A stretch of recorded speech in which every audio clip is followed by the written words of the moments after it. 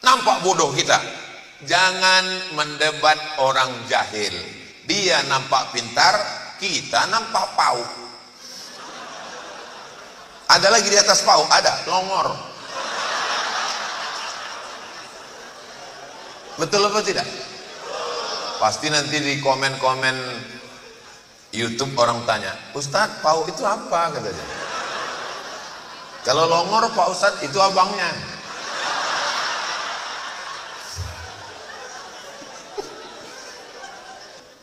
Hidup ini sebetulnya simple. Hidup ini sebetulnya sederhana.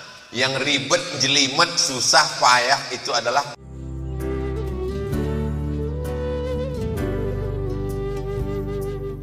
dan rukun iman kita ada 6. Antuk minabillah wa malaikatihi wa kutubihi wa rusulihi wal yaumil akhir wa bil qadari khairihi wa syarrihi. Tapi dia menyakiti hati saya, Pak Ustadz. Jatuh cinta itu pilihan atau keterpaksaan? Di sini kalian salah. Jatuh cinta bukan pilihan. Jatuh cinta adalah keterpaksaan. Seandainya jatuh cinta itu pilihan, kok bisa Macron jatuh cinta sama Brigitte? Aku menengoknya aja nggak yakin. Begitulah cantik-cantiknya orang Prancis itu. Orang Prancis itu orang paling cantik, paling putih. Kalau minum kopi, nampak meleleh kopinya. Bisa pula macam itu. Itu menunjukkan bahwa cinta bukan pilihan. Cinta adalah keterpaksaan. Betul Pak Ustaz. Makanya ini alasan Bapak nanti kalau ditanya orang, itu bini kau? Iya. Kok bisa kau nikah sama dia? Cinta adalah keterpaksaan. Jatuh cinta bukan pilihan. Ingat itu. Orang tidak bisa dipaksa untuk jatuh cinta. Buktinya kalau kita tanya, kenapalah kau hitam, pesek, pendek, bau, hidup? Kok bisa sayang bini kau sama kau? Yang senyum anak kecil pula. Macam paham aja orang. Oke, jatuh cinta bukan pilihan, tapi keterpaksaan. Tapi mencari nomornya, nge-DM-nya, nyari dia di FB, keterpaksaan atau pilihan? Pilihan. Makanya ketika saya ditanya, kadang jamaah ini nanya bukan dia mau tahu, dia mau jebak saya. Ustaz, bolehkah kita jatuh cinta pada bini orang? Aku nggak jawab, balik aku tanya, jatuh cinta itu pilihan atau keterpaksaan? Kata dia, keterpaksaan Pak Ustaz. Aku sudah meredam cintaku, tapi setiap lewat di depan rumahnya, sulit aku untuk menoleh ke depan. Jangankan wajahnya Pak Ustaz, jemurannya aja aku tengok, sehat hatiku Pak Ustaz.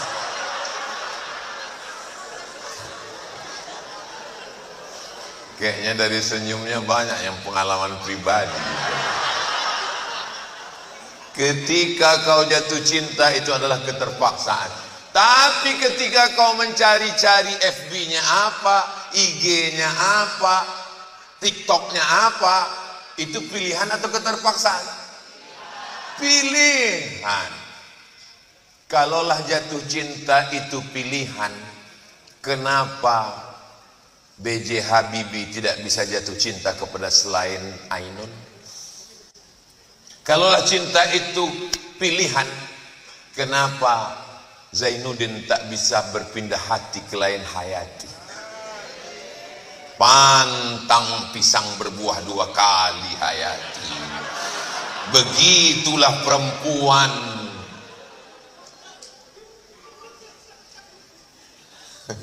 Saudara yang dimuliakan Allah Subhanahu wa taala, salah satu cara untuk mengobati hati kita adalah bahwa yang pertama, percaya pada surat takdir. Yang kedua, bahwa hidup ini ada yang kita bisa memilih, ada yang kita tidak bisa memilih.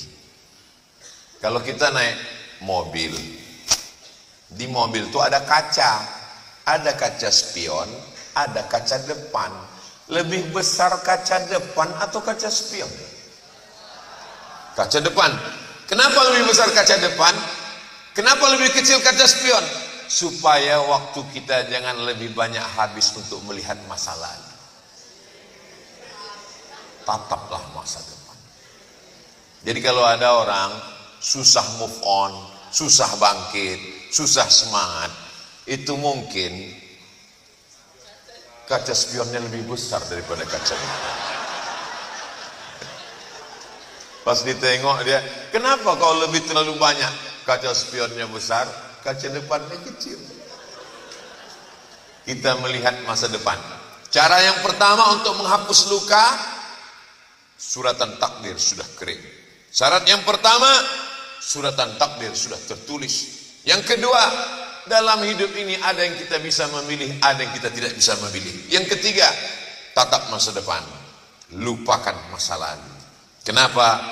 Karena kita disuruh untuk melangkah kaki. Bismillahi tawakkaltu ala Allah, la haula wala quwata illa billah. Itu doa maju. Ada doa mundur? Ada Pak Ustaz doa mundur? Bismika Allahumma ahya wa amut. Jangan dibaca sekarang, mau tertidur. Menghapus luka, lihat masa depan. Apa yang mesti kulakukan? Apa yang bisa? Ini yang membuat kita semangat terus. Siap menatap masa depan? Siap melangkah untuk masa depan? Takbir! Takbir itu untuk ngusir hantu. Makanya kalau datang kawan-kawan bercerita, kau ini kenapa ayah kau begitu? Kenapa mak kau begitu? Kenapa hidup kau begitu? Allahu Akbar! Diam kau setan! Itu kalau orang Medan. Kalau orang Jawa lembut dia. Allahu la ilaha illa huwal hayyul qayyum. Maksudnya setan juga. Hidup ini sebetulnya simple. Hidup ini sebetulnya sederhana. Yang ribet, jelimet, susah, payah itu adalah komentar orang. Betul. Saya beli mobil. Apa komentar orang? Mobil ini onderdilnya payah, mesti inden ke Jakarta. Ini minyaknya nanti pakai pompa. Ini nanti rusak. Ini kopling. Ini begitu begini. Ini nanti mati di tengah jalan. 2 tahun saya pakai aman-aman aja. Makanya jangan dengar cakap orang. Itu makanya orang gila sehat. Kenapa? Tak peduli dia cakap orang. Jangan pula gara-gara ini nanti pulang ditanya orang, siapa tadi yang ngasih materi? Ustaz Somad. Apa kata dia? Gilalah kau, maka akan selamat. Bukan itu maksud saya. Dulu kalau kita mau tenang, tinggal di rumah, kunci pagar, kunci rumah, kunci kamar, di kamar kita tenang. Zaman sekarang, kunci pagar, kunci komplek, kunci kamar, kunci rumah, kunci di dalam lemari pun kita tak tenang.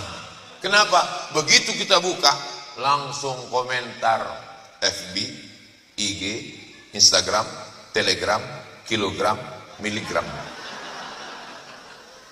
Kenapa Ustaz tenang? Karena aku tidak punya password Instagram. Tapi Ustaz punya medsos, memang ada. IG kok, itu yang followernya 9 juta itu. Maksudnya, yang belum follow lah. Tapi mohon maaf adik-adik, kakak-kakak, kenapa lah Ustaz gak pernah balas DM kami? Kenapa lah Ustaz gak pernah balas komen kami? Aku tak tahu passwordnya. Ini jujur aku kasih tahu, karena banyak juga yang komplain. Tapi masa Ustaz nggak ada baca komen? Komen-komen itu ada saya baca. Ada saya baca. Yang kira-kira menyenangkan hati saya berhenti saya. Yang kira-kira menyusahkan saya lewatkan cepat. Agak-agak mengejek-ejek. Untuk apa kita susahkan hati kita? Kita sudah bahagia. kita sudah senang, kita sudah happy. Ngapailah yang hanya sebaris dua baris, itu pun yang nulisnya fake account, itu pun yang nulisnya buzzer. Buzzer itu bahasa Inggris, bahasa Arabnya syaitan. Untuk apa lagi terpikirkan dia kan? Jangan gara-gara nila setitik rusak susu. Dulu sebelanga, sekarang sekotak. Saudara yang dimuliakan Allah Subhanahu wa taala, jurus yang keempat adalah jangan terlalu banyak mendengar komentar orang. Insya Allah tenang. Kalau saya dengarlah komentar orang, udah lama saya gila. Saya tenang aja. Masa dari sekian banyak ribuan komen itu Ustaz nggak ada yang ingat? Ada beberapa yang ku ingat. Di antara yang paling saya ingat, Ustaz jadikan aku yang kedua ya, untuk ngasih kalian semangat. Sedangkan aku aja yang udah tua, hitam, kering begini, masih ada orang mau. Apa lagi macam kalian yang ganteng-ganteng ini? Kalau nggak ada juga mau, pergikan ke Belawan. Ngapain Ustaz? Terjun kalian ke dalam. Jurus yang kelima yang kita pikirkan adalah yang bisa kita lakukan, yang dalam kemampuan kita, yang di luar pikiran kita, yang bukan dalam domain kita, jangan kita pikirkan. Aku nanti mau kuliah di Al-Azhar S1, dari S1 nanti aku mau S2, dari S2 nanti mau S3, habis S3 nanti aku akan bawa ijazahku ke Malaysia, ke Brunei Darussalam, aku mau jadi dosen. Itu saja yang perlu kupikirkan. Tak perlu kupikirkan apa yang ada di kepala orang lain, apa yang ada di hati orang lain, apa yang ada di mulut orang. Tak perlu kupikirkan. Yang menjadi kita masalah adalah kita tak memikirkan kuliah kita, kita tak memikirkan kerja kita, kita malah sibuk memikirkan isi kepala. Pulang S1, aku mesti S2, aku mau jadi dosen di Brunei. Datanglah kami ke kedutaan Brunei Darussalam Jakarta, mau cari informasi, mau cari beasiswa. Ada kawan saya di sini yang bersama dengan saya ke kedutaan itu. Namanya nggak boleh sebut, menjaga kode etik jurnalistik. Ada orangnya di sini, saksi sejarah. Siapa dia? Kalian carilah sendiri. Aku fokus, aku mesti belajar. Kok ku pikirkan omongan orang, nggak jadi aku kuliah. Sebelum berangkat ke Mesir, apa kata orang? Somad katanya mau ke Mesir ya? Iya. Kalau lulus dia ke Mesir, potong telingaku. Kok ku dengarkanlah cakap orang itu, matilah aku. Nggak saya pikirkan. Tapi Ustaz tahu. Ustaz ingat. Ustaz nggak maafkan. Aku sudah maafkan, tapi sulit melupakan. Oh, berarti Ustaz belum memaafkan. Lulus saya ke Mesir. 100 anak Indonesia yang akan berangkat ke Mesir tahun 1998, 5 September. Salah satu yang lulus dari Sabang sampai Papua, 100 anak Indonesia yang lulus itu namanya Abdul Somad. Ini orang. Ini bukan Ustaz ece-ece. Kalian pikir ini kaleng-kaleng. Kalian pikir ini kaleng pongguan yang isinya rengginang. Dah, berangkat ke Mesir. Sampai di Mesir apa kata orang? Alah, kuliah di Mesir itu masuknya aja senang, tamatnya nanti tengoklah kalau tamat Somad itu kuliah, potong sebelah. Berangkat 98, 2002 pulang. Saya selesaikan S1 saya 3 tahun 10 bulan. Sampai ke Mesir September, selesai bulan Juli, 3 tahun 10 bulan selesai. Datang tetangga tuh ke rumah saya. Kok cepat kali tamat? Orang kampung saya 10 tahun baru selesai. Kau baru 3 tahun 10 bulan kau udah selesai. Dalam hati saya, iyalah dia kan bodoh. Cuman gak aku cakapkan dalam hati. Aku pula mau kau lawan. Dah selesai. Datang tamu satu lagi. Iya, memang Somad itu tamat S1, tapi sayangnya dari Kairo. Coba kalau dari Madinah. Somad itu dari mana? Dari Mesir. Itu kan tempat Fir'aun. Kalau bodoh, bodoh aja, jangan diumumkan. Imam Lais bin Sa'ad dari mana? Dari Mesir. Kana laisu afqahu min Malik, kata Imam Syafi'i. Imam Lais lebih alim daripada Imam Malik. Dari Mesir. Imam Syafi'i dari mana? Di Mesir makamnya. Panjang umur, sehat badan, nanti kita ke Mesir ziarah ke makam Imam Syafi'i, insyaallah. Ongkos tanggung masing-masing.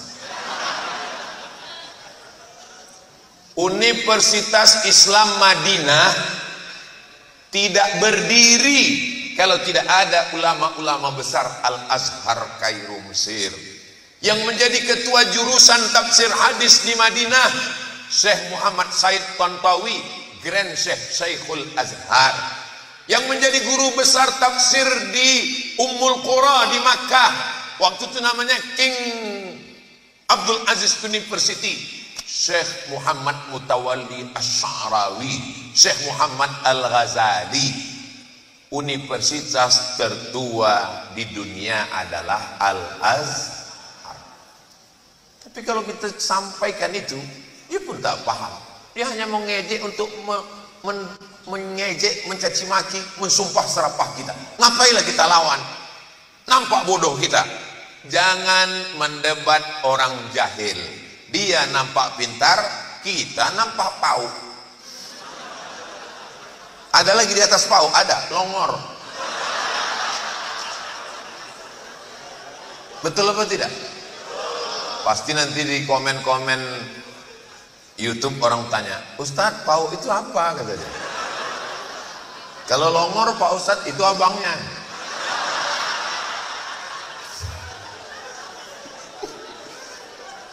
Udah, apa kata orang? Memang Somad itu udah taman Al-Azhar. Tapi kalau ku tengok gaya-gayanya macam agak-agak Wahabi ku tengok. Mati meta. Saudaraku yang dimuliakan Allah, tunjukkan bahwa kau bisa, tunjukkan bahwa kau mampu, tunjukkan bahwa kau berprestasi. Justru bagi saya, itulah yang membuat saya makin semangat. Saya kalau nggak ada orang ngejek-ngejek saya, malah aduh aku kurang semangat. Kenapa? Kok berapa hari ini nggak ada yang ngejek ya? Dulu waktu SD kan ada namanya CBSA, cara belajar siswa aktif. Yang tahu berarti udah tua. Sebaya kita berarti. Padahal kata Ustadz Alid, Ustadz Somad, nanti acara kita di Medan itu kita buat di hotel, itu yang acara yang datang itu nanti adalah anak-anak milenial. Pas ku tengok kolonial.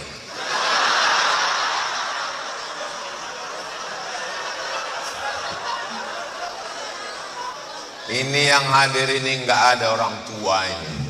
Ini yang hadir ini adalah anak-anak muda yang terjebak di tubuh yang tua. Casingnya aja tua ini. Isinya anak-anak semua ini. Dulu waktu saya SD, begendanglah orang itu tepuk tangan di meja itu. Apa nyanyinya? Somad miskin, Somad miskin. Ada 2 orang. Jadi saya kumpulkan di hotel, saya undang reuni SD.